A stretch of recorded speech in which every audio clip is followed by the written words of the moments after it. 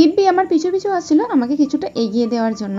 যেই আমি ক্যামেরাটা অন করতে যাই অমনি অসাবধানতাবশত যাচ্ছিল চাকার তলায় ঢুকে, কিন্তু যাই হোক সেই দুর্ঘটনা হয়নি। এভাবেই ও কিছুটা রাস্তা আগিয়ে দিয়ে ফিরে গেল আর আমি বাকি রাস্তা গুনগুন করে গান করতে করতে পৌঁছে গেলাম আমাদের গন্তব্যস্থল ওমামিতে। সাইকেল নিয়ে আসার কারণে কিছুটা ঘেমে গেছি।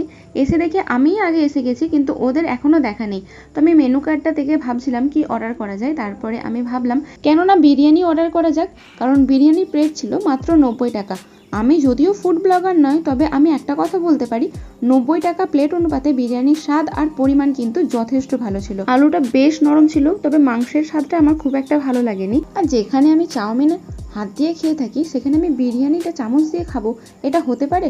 তাই সরাসরি হাত লাগিয়ে খেয়ে ফেললাম। তারপরে কোল্ড ড্রিঙ্কস এবং প্যান ফ্রাই মোমোও চলে এলো আমাদের কাছে। এটা খেতে খেতে দেখি এসি দিয়ে ধোঁয়া বের হচ্ছে, কিন্তু কেন বের হচ্ছে